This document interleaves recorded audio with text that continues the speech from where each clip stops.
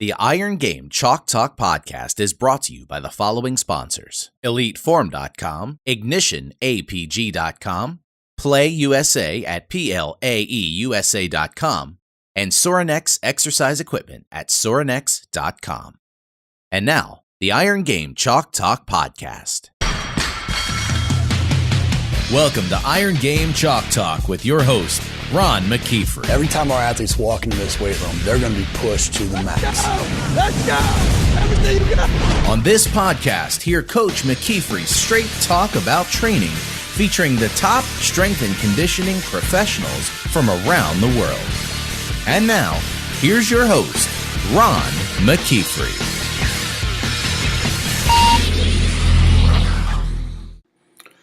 Hey guys, welcome back to Iron Game Chalk Talk. I'm your host, Ron McKeefery, and this is episode number 99. Iron Game Chalk Talk is a weekly podcast where I bring you experts in the field to talk shop. If you haven't already done so, please subscribe to us on iTunes or YouTube or join the mailing list at ronmckeefery.com to stay up to date with the latest guests and anything else I have going on. This week, real excited to have Ben Kramer with us. Ben is a performance specialist, education coordinator for Ignition APG, one of our sponsors. He's a great guy. He also works with the Cincinnati Bengals as their hand fighting specialist. I've had him come up and work with our team up here. And, we bring him on. We're going to talk a little bit about hand fighting. Obviously, he's been putting out a DVD. It's going to be available on Ignition's site by the time this episode goes live. And so you'll be able to go to ignitionapg.com, click on products, and it'll be under that list there. And be sure to check that out. If you're a football coach, strength coach that works with football, make sure to check that out. I think it's going to be a must-have. And we talk a little bit about the DVD, where he's going to be headed with that. He's got a whole series planned, as well as we get into, he works with Chris Pearson and boxing and talk about some program design for combat athletes. And so there's a ton in this episode. I know you're going to get a ton out of it, so make sure you check this out. Before we do, we'll make sure we recognize the rest of our sponsors, besides just Ignition, but Elite Form, Sorinex, and PlayUSA. We're real excited to have Ignition and all those guys involved with Iron Game Chalk Talk. Was at the Southeast Regional Conference this past weekend and got a chance to run into the guys at Sorinex and Brittany and Jet with Play, and just what a fantastic people and companies that continually give back by supporting strength and conditioning conferences, strength and conditioning coaches, and they do it because they're committed to helping make the profession better, not just because they're trying to sell flooring or velocity-based training equipment or anything along those lines. They want to truly give back, and we can't say enough about them and their commitment to Iron Game Chalk Talk. Before we get started, I also want to make sure that you guys are aware of Strength Dash On Demand. Some people asked me about this specifically this past weekend. It's an online archive of strength and conditioning clinic presentations. As I get content, I dump it in there. There's over 50 plus presentations, and so you're able to access it anywhere you have an internet connection, be able to watch clinic tape and presentations on your time and on your schedule. So if you enjoy Iron Game Chalk Talk, you consume your information auditorily, I know you're going to get a ton out of that. So be sure to check that out. Lastly, Iron Game Chalk Talk is going to have its 100th episode next week, and it's a big milestone for us. Real excited about the podcast and where it's at and the role that it's played in my own personal development. And we're changing it up. Donnell Boucher, the strength coach for the Citadel, has agreed to come on and interview me. We took several questions from Iron Game Nation there, and I tried my best to answer all those questions, or at least try to touch on them a little bit. And so make sure to check that out, schedule that out. It'll be not this Thursday when this episode goes up, but the following Thursday, and 100th episode. So it wouldn't happen without the support of our sponsors, but it also wouldn't happen without everybody just being contributing to it in a big way and supporting what we're doing and watching the episodes and all those types of things. So thank you for that. Real excited to share that episode with you, so make sure you mark that down on your calendar. So sit back, enjoy this episode, take lots of notes, and we'll see you on the other side. All right, guys, welcome back. Excited to have our next guest on the show, Ben Kramer. Ben is a performance education director, Fight Camp, director at Ignition, and we've gotten a chance to get to know each other over the last couple of years. And I tell you, one of the up-and-coming just stud strength coaches out there, and I'm excited for this episode because we're going to get into something that we really haven't talked about, and it's a unique to Ben, and we're talking a little bit about hand fighting, but how it can relate to some of the sports that you work with. But Ben, man, I appreciate you coming on the show, bud. Oh, it's my pleasure. Thanks for having me. Ben, kind of, I always start these off with kind of the journey, and you got a unique journey as well. Go ahead and kind of tell people why you got into strength and conditioning, and then kind of the path that you've taken to get to where you're currently at. Oh, absolutely. Well, I first started at Ignition about 10 years ago. I was still in college trying to get my degree, and I had some frustration build up because my senior year of high school, I hit the injury bug pretty hard, and I missed a lot of my last year of football, missed a lot of my tournament season in baseball just due to injuries, and really it was because I didn't know how to train properly. I wanted to work hard, so I went in the weight room and I killed it. And I was getting bigger, I was getting stronger, but I wasn't balancing out my muscle. I didn't know what I was doing. I just wanted to work hard, and so there were some imbalances there. It set me up for some injury. And so a little frustration. I decided not to go play into team sports in college. I actually found a passion where I could help other people in that journey of physical development and the right way to do it. So that's what kind of initially got me started and got my foot in the door at Ignition when I was still in my early 20s. And then Ignition has just blessed me with so many opportunities to work with pretty high-level athletes at a really young age that really kind of sparked my development as a coach. And, first time in there being thrown to the wolves and being forced to, hey, you got a team of 20 kids, and, I'm stumbling over my words. I don't know really a lot of what I'm doing, but you're forced to learn when you're stuck in that environment. And Ignition's a great company that's given me the opportunity to be able to expand and kind of do things in my own niche and find things that I'm passionate about and really try to hone in on that and specialize like that. So as well, I've had a ton of great coaches that I've learned from, that have encouraged me on the way with Cliff Marshall, Chris Harrington, the owner of Ignition, all the coaches I've been lucky to have been around with, yourself, Coach, Chip Morton and Jeff Friday. There have been some great guys and really have been a key concept in my career, my path, and my development as a coach. Well, I appreciate that, man. And kind of, we're going to get into some hand fighting here. So talk a little bit about your martial arts background as well. Oh yeah, so I didn't decide to do the sports thing in college. So then I decided, okay, well, I'm not going to do that. Why not? I'll box. I'll get beat up a little bit. So I learned how to box. I did that about 7 or 8 years ago. Nothing competitively. I'd come home all the time with black eyes, and my wife would be wondering what's going on. And you're like, you're just getting beat up. Why did you just want to get beat up? And it was a skill that I was learning, but I knew that I was able to relay that skill as well, and there was some value with the other athletes. So I did, a few exhibitions. I never, tried to do any professional, but I quickly were adopting a lot of those techniques with the athletes I'm working with. Just catching mitts, just teaching the basics of boxing, essentially cross-training for the athletes. Outside of that, I've had some Taekwondo experience. I've taken Wing Chun, Kung Fu, as well as I'll be going for my brown belt in Judo here pretty soon. So that's been a lot of fun. And again, I've just been blessed to be able to do that, for my work and be able to kind of start to develop the hand combat program from the martial arts experience. That's awesome. And what's one of the the first ways that we had an opportunity to really interact is with you coming down to Cincinnati and working hand fighting with our defensive lineman, anybody that wanted to get some work in. You just recently created a DVD about hand fighting and hand combat for football specifically. What was missing out there, and why did you feel like there was a need for this DVD?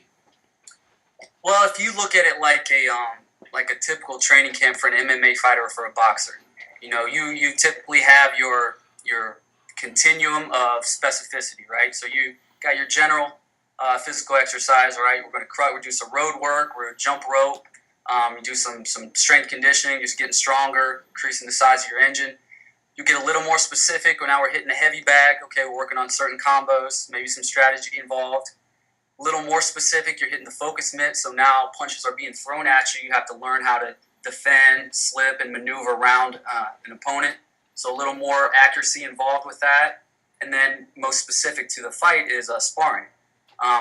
Where if you look at football, you have that, but there is a gap somewhere in the middle there, especially for your defensive players. For example, they enter scenarios of combat every single play.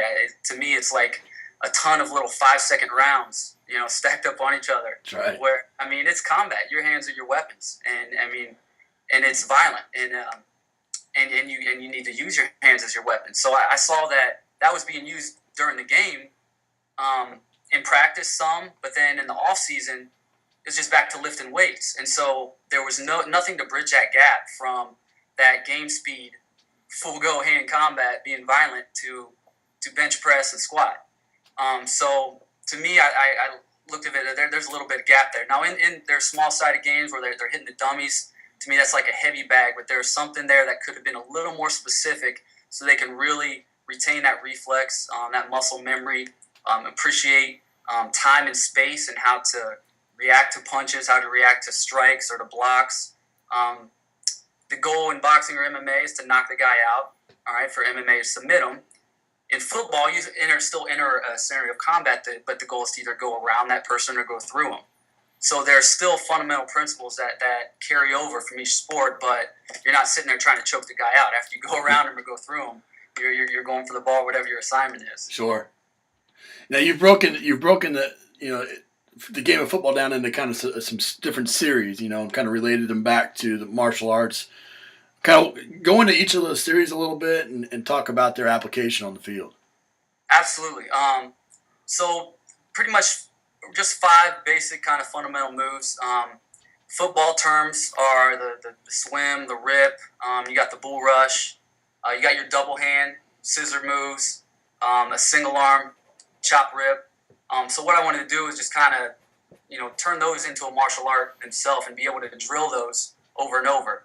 Even though the drills might not look exactly like the game of football, it is what it is. It's a drill.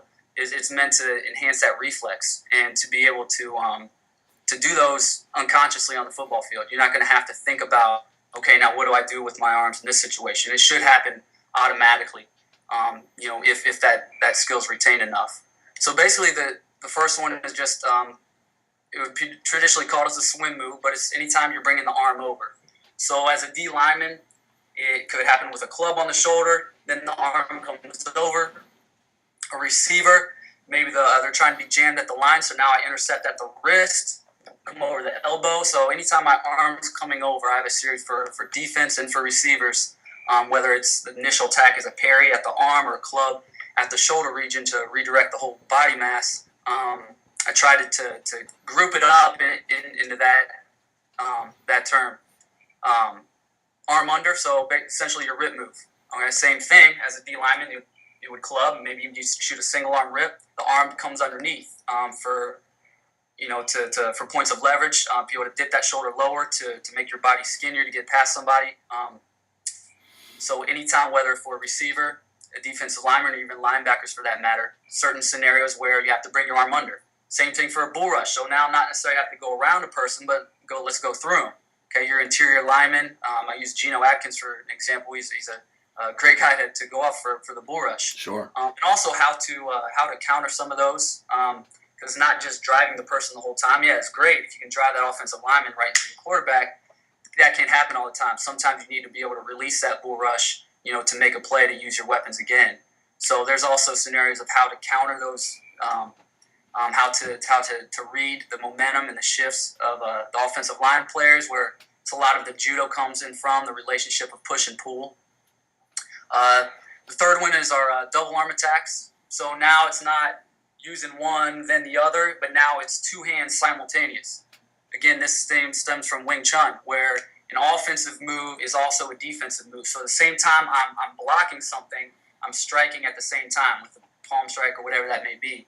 So this is if a two-hand attack comes at me, now I'm using both hands at the same time, whether one's coming underneath, a two-hand scissor, overhand scissor is what I call it. It's just two arms, simultaneous attacks, to be able to clear their hands to get around an opponent. The last one, I'll just break into like a single arm. This one's like more for your defensive ends, the single arm chop rip. You'll see actually receivers use this a lot, because they don't have time to engage with both hands because they can't interrupt the timing with the quarterback. Right. They can't interrupt their path of the route. So it has to be quick and to the point. And all a defensive back is maybe trying to do is just to push them off that line a little bit, push them off of the route, interrupt the timing. So it's important that reflexively they're able to use that single arm, whether you're chopping over top, come underneath, or it's just a little club motion, but a single arm just so you're a little quicker with those moves. So I just kind of broke it down into those 5 basic moves. Again, there's going to be more series coming out with more advanced moves and more counters to those. There's a lot of drills. There's a lot of stuff I do with them, but again, I try to simplify it as much as I can so the coaches can learn it and they can implement it with their teams and start drilling this stuff, 2 to 3 times a week. Absolutely. That's, strength coaches, there's several different levels of development, and the last of which is obviously the technical mastery. And right. You talk, within 8 hours, we have to, get them stronger and powerful and faster and more flexible and more kinesthetically aware and all these things that go into being a great athlete, and developing athleticism. And, technical mastery sometimes gets pushed to the edge. And, what happens in football specifically is you got your quarterbacks and they go out and they throw with the receivers and they do their timing and they work their routes, combinations, things like that. You got the defensive backs that go through one-on-ones and different things. And what happens is you get to D-line and offensive line and all of a sudden there's no pads. So what am I supposed to do? Right. And so this fills a big gap in the technical mastery part, which is why I wanted you to come on the show and talk about it, because it's, we used it at Cincinnati. It was fantastic. Our guys swore by it. And, it's something that you can add in that takes the weight room or takes the conditioning field and makes it applicable to the game. And that's what our athletes look for. They constantly look for, does this guy really understand that I'm not a weightlifter, that I'm a football player? And so bringing those types of things in is huge. And I've seen what you've done firsthand, and I can't recommend enough for people to pick up the DVD. We'll link that up, as well as you've gone out and done workshops and different things for people, and that's something that's coming down the pipe too. So I'll make sure to link those up as well. But I appreciate you sharing that. I want to kind of get into boxing a little bit because you're working with a 15-0 Chris Pearson. Just was on Showtime recently, big win. And you're part of these boxing camps. And for, the strength coaches out there that work with the combat sports, wrestling and MMA and boxing, I would imagine it's a lot like working with track and field coaches where, it's like running and conditioning. That's what the sport is. So they all kind of feel like they're conditioning coaches. Right. Talk a little bit about how you've bridged the gap with the coaching staffs, of those camps, as well as kind of the role that you play and how you mix them together with the strength and the conditioning aspect of a fight camp. Yeah, well, you're completely right with that traditionally with boxing, it's a slow climb up the ladder. So you'll get guys starting out boxing and they might not have the resources to go to a strength coach, to go to a trainer, to go here. All they know is their boxing coach at the gym where they go train at. And so they get guidance from that one person, which, that's a big tradition of that sport. And then you see it stick with them into their professional career where now, the same guy's training them. And then they're into the same training routine where you got your road work, maybe some jump rope, hitting the heavy bag, speed bag, double in bag, all that stuff, mitts, and then spar. So just, basically skill specific. It's all boxing. Which, you look at any other team sport and there you got your strength conditioning. It's more thought out in those terms. And so there is a slow climb, slow evolution in that process in boxing, just because it's so traditional. One, because the way the boxers were initially started, as well as, the slow climb up the ladder, even financially for them, as well as, like you're saying, maybe in some pride involved with boxing coaches and, wanting to keep their guy just with them and not want to resource out. But one thing I've just been really blessed with is when I met Chris Pearson and his coach Al Mitchell, was really how humble Coach Al was. Coach Al Mitchell is a boxing genius, a legend in the sport. He's been a 3-time Olympic coach. He's he's cornered, multiple world champions. So to have a guy like that with so much experience, to be humbled enough to say, I appreciate your skills and your expertise. Ben, you do your thing. I trust you. That means the world to me. And so that is the recipe for a great team right there. When you have that kind of communication between your coaches. Look at Coach Al Mitchell. I consider him the head coach. If he doesn't want me doing something with Chris, and then I'm going off him. But I feel completely comfortable to share my opinions and share where I think things should go, how he should cut this weight, what the diet should look like. Anything that goes in that I might have a little bit of knowledge on, he's completely open to.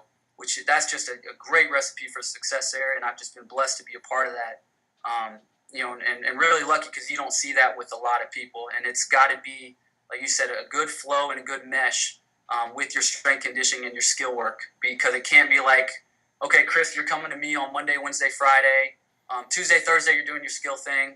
I'll just see you Monday, Wednesday, Friday. But I have no idea what he did Tuesday, Thursday. It could be a 10-round where he completely went all out and he's drained, or it could be just a light technical session where he just kind of worked on some strategy for this fight. Those kind of things I need to know, and that's what really helps with that communication. So I can kind of flow and mesh my training, the strength conditioning work with his skill-specific work. So, is there a true conditioning? If you're doing 30-second bouts on the heavy bag, or if you're doing 15, rounds of work or 10 rounds of work, are you turning around and then you're conditioning them as a training session? What's a normal training session look like in terms of? Normal training session is, what was great with Chris is he was at a very low training age, right? Because he was in boxing. Right. So, and he has a lot of potential. The guy hasn't gotten close to, he squatted 315 for 5, the other week. And the kid's that, weighs in 156, but he's lightning fast, got great power, good, big, strong legs. So he's got a lot of training potential. He's a low training age. So I didn't need to do anything, even though he's a high level athlete competing at a high level. Right. In the strength and conditioning realm, he's new. Right. He's still a beginner. So I didn't have to do anything kind of drawn out and crazy. I just wanted to make him a better athlete overall. He had an ACL injury before, so I wanted to address that and make sure he moves really well. Any kind of stress that the sport's going to have, a little bit of crowding in the shoulders here, I want to be sure that his shoulders are good and balanced out. Mm-hmm. We're mobile in the T-spine. Any kind of stress that the sport is going to have on him, I kind of want to undo that early on, get him to move better, feel better, as well as early on we're going to do some conditioning, more aerobic, but thinking about just expanding the size of his engine, right? So I want to take him from a 4-banger to a V8, right? Yep. So early on now, once he's starting to get more into the skill-specific work, so he's sparring, maybe 2 to 3 times a week.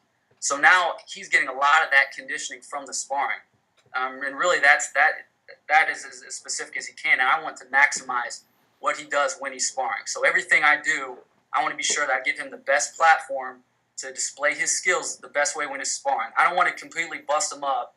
Then he's sparring the next day, and he's just tired. He's not really worth it. He's going to get more out of the training having a great sparring session than he is with me hitting a PR on his squat, as long as they don't interfere. Right. You see what I'm saying? So I just have to condition him enough early on so he can sustain the rigors of sparring, and the majority of his conditioning will come from that. Now, there are times maybe if we have to do a little bit extra if he's maybe overweight. So there's always that weight game you have to play in there. I do a bod pod on him too, so depending on where his body fat is, I'll have to maybe implement. But outside of that, it's really making him a better fundamental athlete overall, getting him to move better, getting him faster, stronger, more agile, just really fundamental athletic things. And then he bridges that gap and uses those qualities that we enhanced in the ring, as long as I'm keeping them fresh and be sure we're emphasizing that. Sure. So from a lifting standpoint, he walks in the weight room, and what happens next? Okay, yeah, typical training session. Sorry, so he'll walk in the weight room. We're going to warm up in. Little different. We'll do more start on our hands and knees. Now we got to take into account wrist, elbow, shoulder. So a little bit different. We're going to prep the joints a little bit. We'll work some manual neck. We even do a little bit of jaw work. So basically some prone activities. We got our bird dogs. We're going to do our T-spine rotations. We're going to flip him on his back. We're going to activate the glutes with some bridges, some single leg variations. I'm even have him do some neck bridges, very similar to what you would see in a wrestling program, especially just for the wear and tear on the neck. So I want to be sure we're working some mobility there, as well as I'll work some strength in the neck. We usually do manual stuff for that. So after I address that, I want to be sure that his hips are loose, depending on what I'm going to do with the session. Maybe we'll do some sled work or some sprint work, towards the end, or typically on the strength room we go total body. So I'll have to address that. So approaching joints, make sure hips, ankles, knees, or everything moving properly. Work some functional patterns, get them moving. I want to be sure he has a nice base sweat before we start anything. Sometimes we'll go on the speed ladder. It'll be basically 10 minutes straight, or even a jump rope or a combination of both, where he's doing speed ladder patterns, light jog back. Always have him keep his hands here. Right. My athletes, I want to use opposite arm, opposite leg. Combat sports happens same arm, same leg. Right. Plus, I want him to keep him here. He has a tendency to open his jaw as well, so I want him to keep his mouth shut when he's to work on just breathing through the nose. So there's different things I tweak for him specifically, things like that. So 10 minutes speed ladder, get a good base sweat. We'll start with a power exercise. So an Olympic variation. I don't have him snatch. I don't have him clean. I don't want any kind of extra stress on the wrist or elbow, but I'll have him do a variation. I'll have him high pull. I'll have him jump shrug. We'll do some heavier med ball stuff. So I'll get my heavier, strength speed, if you want to call it that, or heavier ballistic type stuff. We'll get that earlier on. Right. Then we'll hit a core lift, typically total body. So if I hit a squat, then I'm going to hit some kind of, RDL or something for the posterior chain, just kind of balance that out. Then we'll hit core lift or a bench. I'm going to hit some kind of row or pull-up variation. Next day, I might emphasize the other qualities and retain it. So we're going to hit total body each day, but I want to be sure I'm hitting push, pull, squat, and hinge. Yeah. As well as we're going to throw a loaded carry in, your traditional Dan John stuff. Yep. Another great guy I follow a lot, where you can really take some simple things and do it with a lot of different athletes and get a lot of benefit there. Absolutely. So we got our power lift. A lot of times we'll complex our power lift with a med ball. So lighter med ball, we'll go med ball punches against the wall. So I want to be kind of specific for him and his punch. So we're going to go a light med ball. I like the smaller ones because I don't like the big heavy ones. I want it to be as specific to his punching technique as possible. So I don't want to do anything heavy with a big shot put. Right. I like the smaller, what they call the soft med balls, where basically palm size. But we'll go 5 to 7 pounds earlier on, and we'll lighten it out through camp when we get into more of that French complex style of stuff later on in camp. But we'll finish with some auxiliaries, some loaded carries. I guess would be your conditioning with some loaded sled work. Depending on what day it is, we might finish with some intervals, traditional speed training, where I'm going to give them a lot of rest in between. We might do a lot of tempo runs, or maybe it's a day where actually we'll get on the mitts and I'll catch mitts for him. We'll go 5-minute rounds. So the days early on in camp where he's not sparring as much, where we do get that conditioning in, right. He wants the feel of, I have like a basketball player, after they lift weights, they want to shoot free throws. Yep. Chris, after he lifts, he wants to hit the miss just to kind of feel that sharpness again. Sure. So that's something psychologically I want to do for him, just so he's feeling still sharp and accurate with all his strikes after the session. He's not, feeling muscle bound or stiff. Because that's another myth that boxers have is, okay, I'm lift weights and I'm going to get slower. So I want to nip that in the bud right away. That's some great things in there. And, the biggest thing I think is what we talked about earlier with, athletes want to know that what you're doing in the weight room is going to be applicable to the field or to the court or to the ring or whatever. And right. By throwing in things and making it as specific as you can, the only thing is, doing the skill is what's specific. Right. But trying to throw things in to help the mind and trick the mind into it, I think is huge as well. And I know that you're doing that. And that's some fantastic nuggets in there that we can all take away. You're right on. Especially with a sport like boxing, where there's going to be some resistance just because of the tradition of it to the strength conditioning. If you explain the why. If you're doing something, you're going to tend to have a lot less resistance. Like Absolutely. I'll explain, okay, why is it going to be better to get stronger? And why are we working in this set and reps? Well, this is because we're not bodybuilding. I don't want you to gain muscle mass. We got to keep you in a certain weight range, right? But I want to improve as much force as your muscles can produce at that weight range. So this is why we're working with this set and rep scheme. This is why we're working with these type of loads. Mm-hmm. And there's a value of being stronger than your opponent. In the corner, you won't hear guys say like, "Wow, he's just," especially first few rounds, like, "Wow, he's just really well conditioned. He's better conditioned than me." No, you'll typically guys here come and say, "No, he's a lot stronger than me." Yeah. If I'm going against a guy and he's 50% stronger than I am, all right, for every much punch I'm putting 100% force in. He's putting the same force back with using half the energy.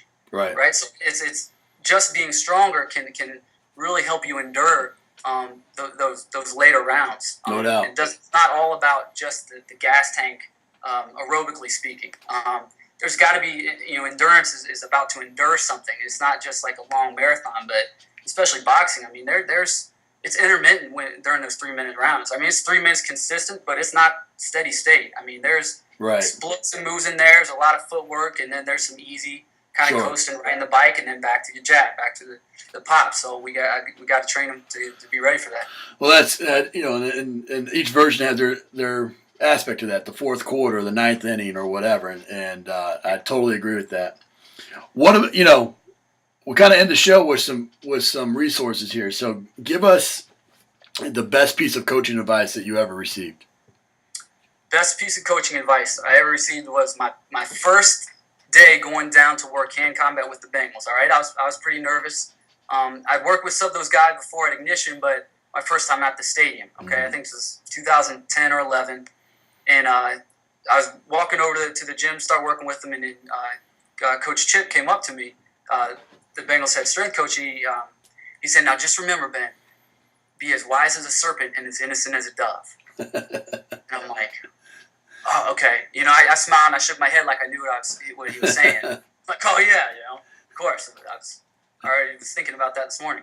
I had no idea what he was talking about. So afterwards, I went through the session. I did some research on it, and I finally understood what he meant. It was a Bible verse, and basically what I got from it is being as wise as a serpent is I have to speak wisdom in what I'm going to deliver, right? I can't just say, do this, do that, and expect them to believe me. There has to be some wisdom there and some knowledge that I'm speaking. But with the delivery of it, I had to be innocent as a dove in a way where I don't want to come across, especially being new coming in there, like I'm a know-it-all. Like, okay, I'm the hand combat guy, do this, and do this. Like, I have to be conscious to the egos and to the audience of how I'm delivering that message, but also with the content I'm delivering, make sure that's delivered with wisdom. There's wisdom there. So that's what I got from him, and that's something I always have to remind myself. I think about that all the time with coaching with groups of people or even individuals is,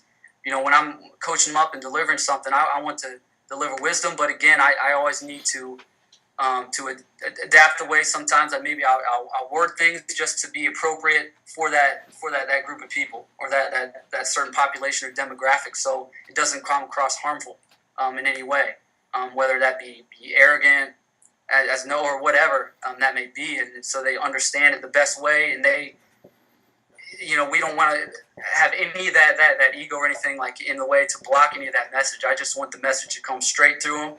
With no confusion. So that's a big thing I got from that, and I use that almost every day. So that's awesome. I thank Chip for that. But that's totally Chip. That's totally Chip. Chip Morton is a fantastic strength coach, and we're going to get him on the show as well. But he's a wealth of knowledge and resource, and I couldn't agree more with that. What about a favorite quote or one that you have plastered up there at Ignition?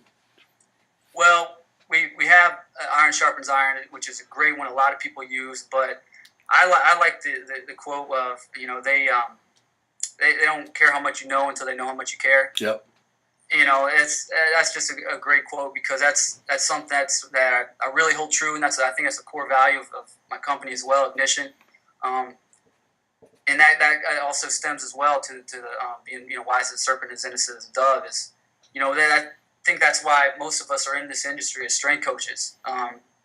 Not in it for the money or the glamour, but it's in there to develop other athletes, develop them as men, as people, as teammates, as fathers, husbands, wives, brothers, sisters, Right. whatever that may be, just develop them as a total person and to really put that care in them. And again, you're not going to get as much response from an athlete if you just automatically go in there and it's all just about X's and O's. You don't share, you don't show them that you have anything invested in them.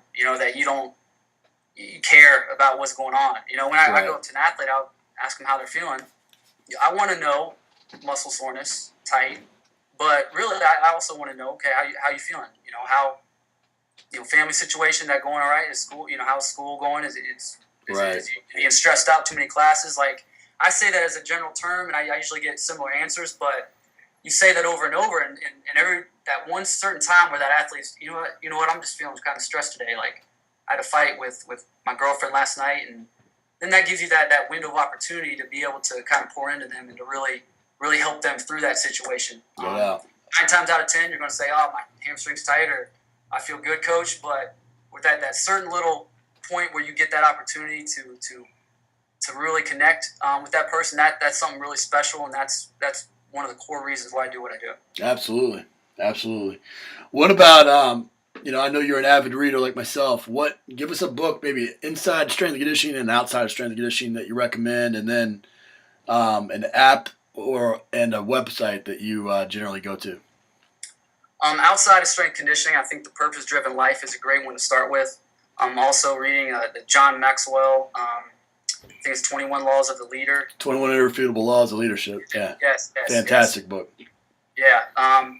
Then inside strength conditioning right now, I'm not a traditional reader, right? I typically open about 3 books up, and I'll read like 3 or 4 chapters of this one, and I'll go to this one. So I'll skim through 3 different books, but I'm still going back. I'm probably reading this book probably 4 times again, but the high performance training, athletes, Verstegen and David Joyce put it together. David Joyce, that's right.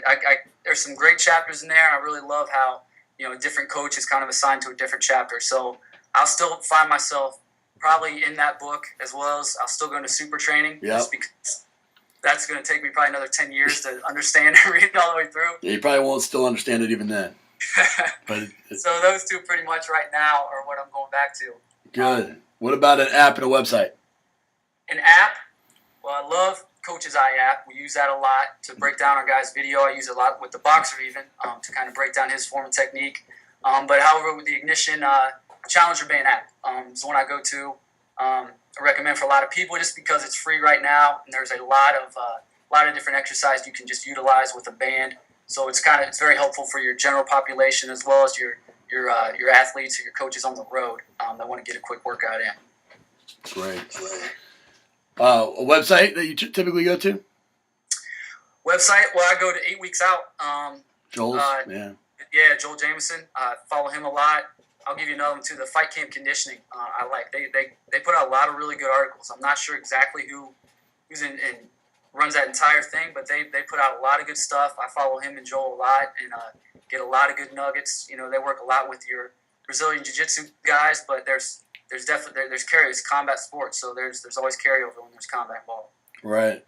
Well, buddy, you talked about a little bit earlier on, with the boxing coach, and then again you're with your quote or your coaching advice, but humility is the best form of leadership, and the way that you conduct yourself, the way that Cliff and Ignition, they conduct themselves as well, it's the most humble environment, but because of that, everybody continues to get better, and I continue to get better as a strength coach by knowing you guys, learning from you. I know others do as well, and we're going to link up all the DVDs and the Ignition has this fantastic speed certification that you were tremendously involved in as well. But I truly appreciate you coming on the show, man, and sharing everything with everybody. And we'll make sure to link up how to get in touch with you about some things. But I know we're going to have you up.